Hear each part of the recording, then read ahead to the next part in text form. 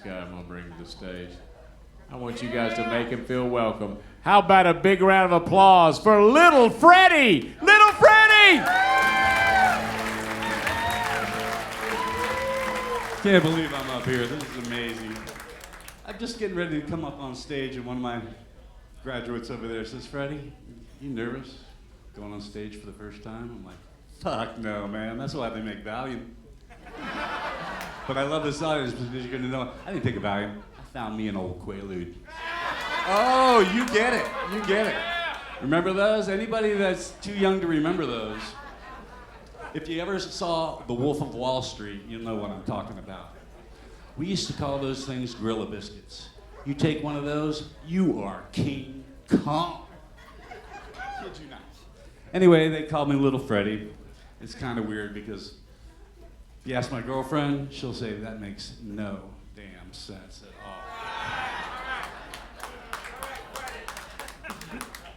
But she's just very, very young. I mean, she's so young. How young is she? She's so young, she actually believed me when I told her just the tip. But since I have my friends here, I've decided I'm going to come out of the closet tonight. That's right. You guessed it. I'm a lesbian. And I know this because I only make love to women. Really. I mean, I don't care if they have buck teeth and crossed eyes. I don't give a shit. If they got a nice ass and good plumbing, little Freddie's coming. Yeah! And I only date women. I only date women. When I started dating my girlfriend back at the age of consent, we had sex everywhere. Every position you can think of, we were reading the Kama Sutra. We'll try that, we'll try that, we'll try that. Then after a couple of years, we just started having sex in the bedroom, a couple of positions. But hey, I was still pulling her hair and spanking her ass. So after a couple more years, we just started having sex in the hallway. We'd see each other in the hallway and go, fuck you. By the way, I am single.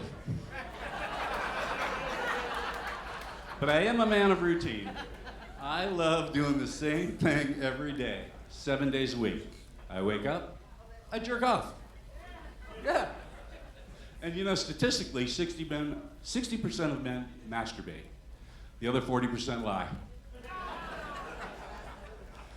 But I'm spanking the monkey the other day, and I looked down, and my dick is orange. I shit you not, neon orange.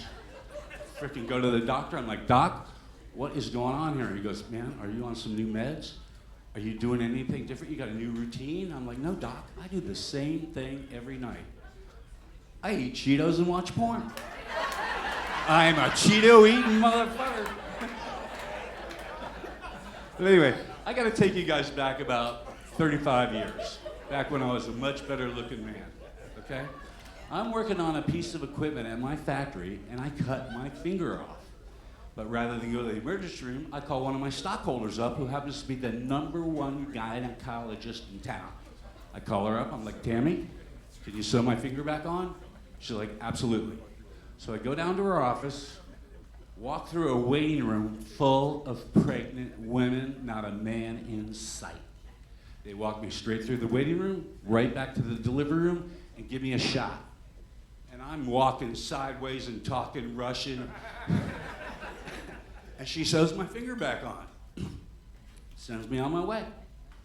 I'm walking out the waiting room full of pregnant women, and they're looking at me like, what the fuck is this guy doing here?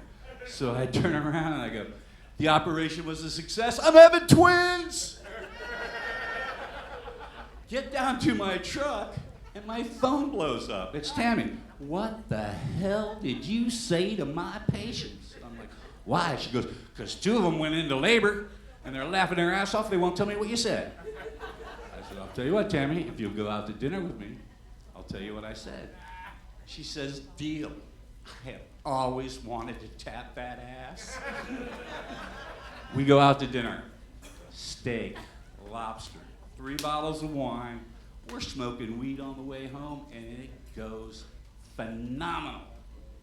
I boned her like I owned her. So, I know I'm the only man in this room that can say this. I fucked my gynecologist. Thank you.